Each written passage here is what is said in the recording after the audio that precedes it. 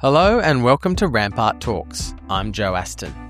My guest on this episode is Jayne Hrdlicka. Jayne has just taken over as CEO of bottle shop and pubs business, Endeavour Group. It's a big change after 5 years relaunching Virgin Australia back onto the ASX. Here's Jayne on why she keeps taking on the big professional challenges, deep personal loss, and what it's like to be on the receiving end of my free character assessments. I hope you enjoy it. Rampart Talks is brought to you by Resolve Forensic. When financial disputes head to court, the numbers become the battlefield. Trusted by Australia's top law firms and corporates, Resolve brings sharp analytical insight to forensic accounting, business valuations, and dispute consulting, unencumbered by the conflicts of the big firms. Their court-tested expertise delivers the clarity you need when confusion isn't an option. Visit resolveforensic.com.au. Jayne Hrdlicka, welcome to Rampart Talks. Thanks, Joe. Happy to be here. Now, I have been quite scathing of you in the past, I think it's fair to say, and it strikes me that not many CEOs would then say, sure, I'll do a sit-down interview with you, come and hang out. So I wanted to say thank you and good on you for agreeing to do this. Yeah, no worries. But I must say that, of course, I know that you must say outrageous things in order to drive clicks, and so that's all fair enough. But also, when you're taking on hard jobs or being a CEO, for that matter, of any business, you can't go after it looking to win a popularity contest, because if you are, you're letting at least one of your stakeholders down. And usually that's a shareholder. You're in your 60s and you've made a paper fortune reviving Virgin Australia, yet here you are embarking on a big new public company turnaround. What drives you to dive in again? It's going to be fun. I've always liked challenge in life, and this is my second full circle in my career. I can come back to that if you want, but it's kind of a meant-to-be thing, and I'm really looking forward to it. It's another business that has great brands, that has a ton of opportunity in front of it, and is underplaying the opportunity that it has today, and so there's a big opportunity to do some things differently. Next, you ventured across the ditch to A2 Milk. Your tenure there as CEO ended after only 18 months when you fell out with the board. Do you consider that experience a career setback? No, I think I learned a ton in that experience, and, in both in the good and the bad, right? Because, I think moving out of a big, sophisticated, well-governed organization like Qantas, where, there's just a well-established history and, I'd argue top 10% in terms of governance in that period that I was there under Lee Clifford. And so I learned a ton. Stepping from that into a business that was 100 people, Jetstar would have been about 8,000 employees through the region. A2 is 100 people, less than $1 billion in sales, market cap of, I think, about $3.5 billion at the time, and a P of 36. Yeah. And an NZX listed company, and a handful of established players who sort of had a founder mindset and an orientation on the future. That was way harder than stepping into Jetstar, not knowing anything about running an airline, right?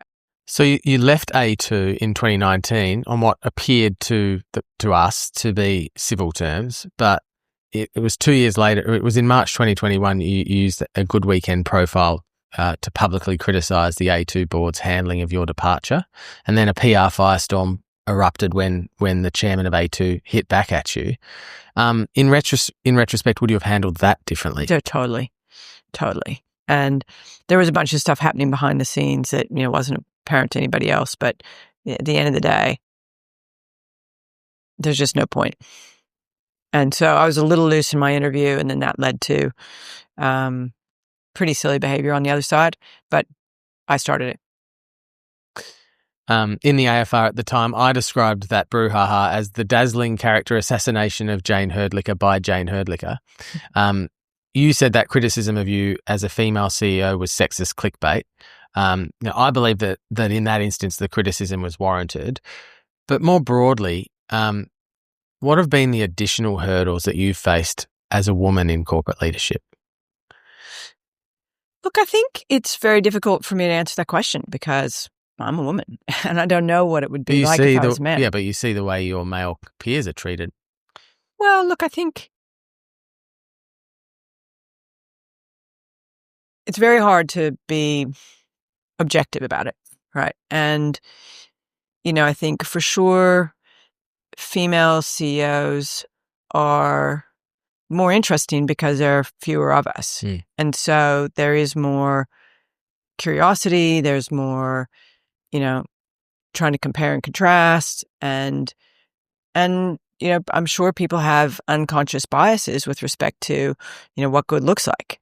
And so, and a word used in describing a male executive and a word used describing a female executive, one can be positive and the other can be negative. Exact same word used in the exact same way.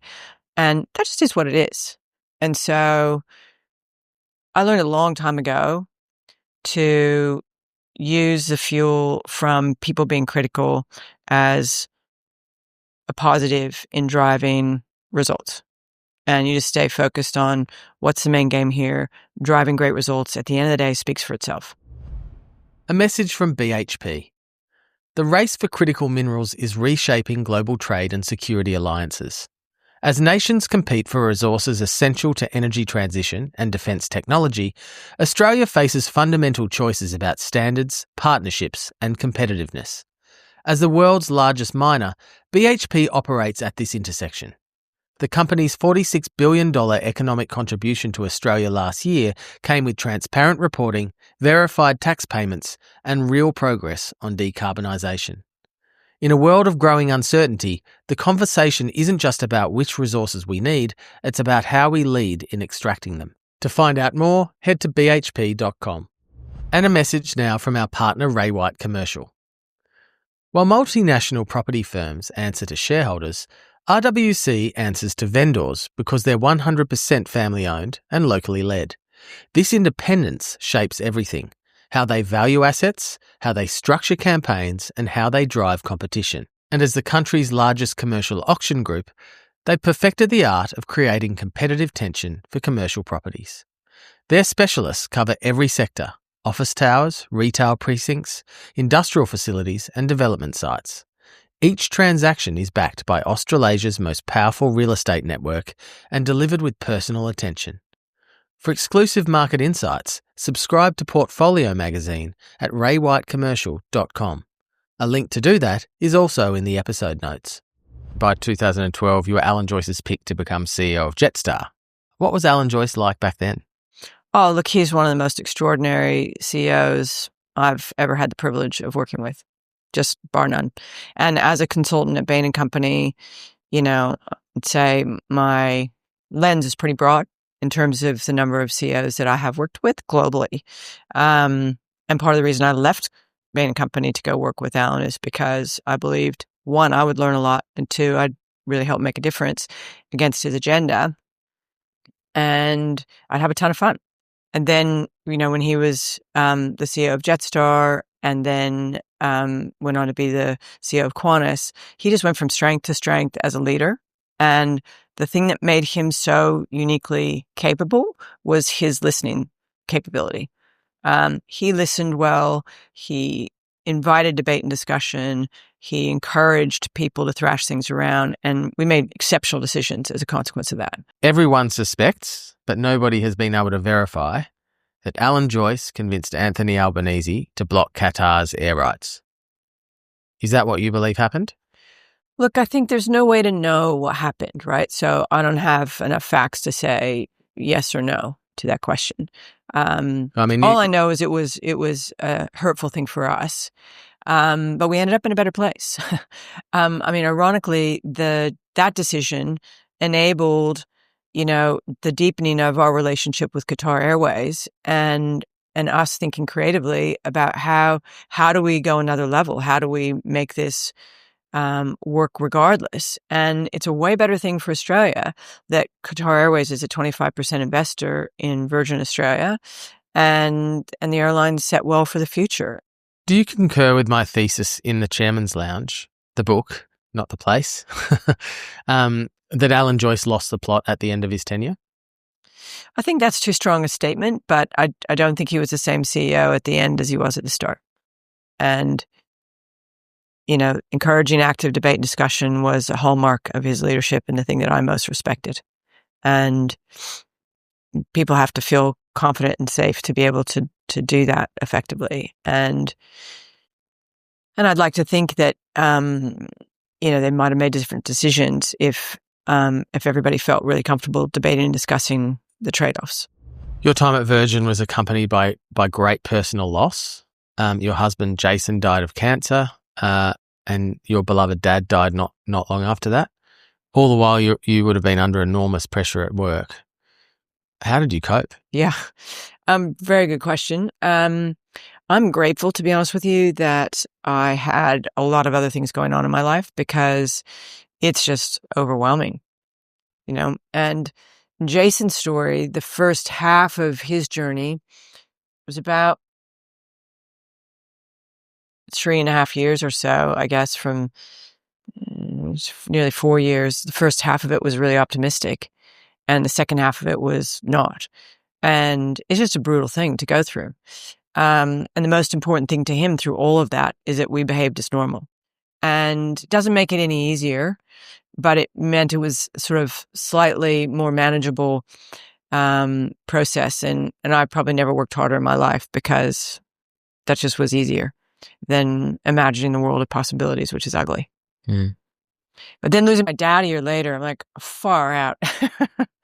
And then we had a dog that was, really sick, and we almost lost her. And, my dogs are like family.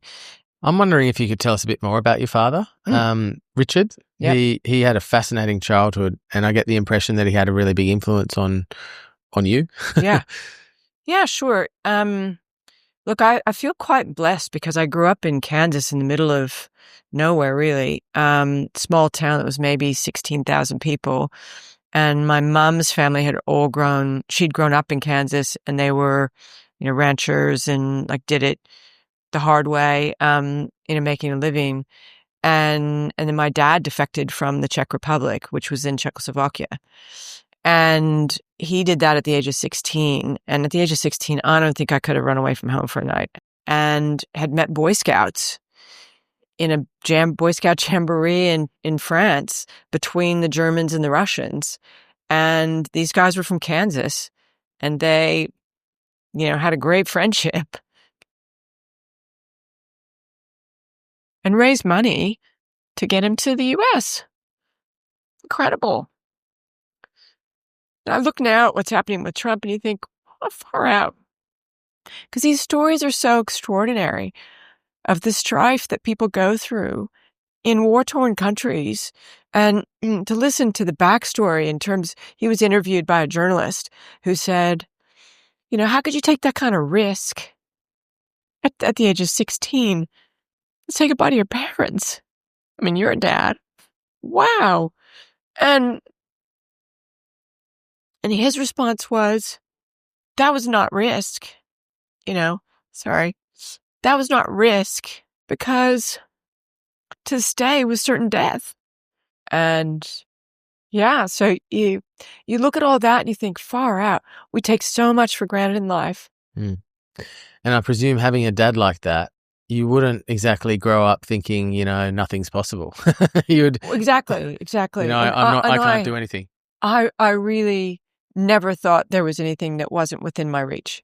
If you work hard enough, then World of Possibilities is yours.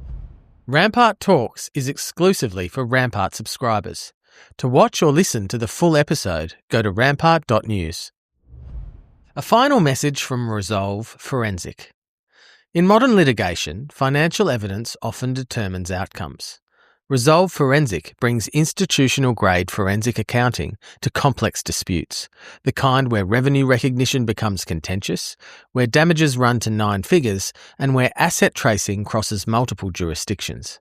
Their practitioners combine Big Four technical excellence with courtroom credibility, unencumbered by audit mandates or advisory conflicts. That level of independence matters when valuations face a challenge. From special purpose examinations to expert witness testimony, Resolve operates at the intersection of accounting standards and legal strategy. For forensic accounting that cuts through to clarity, visit resolveforensic.com.au.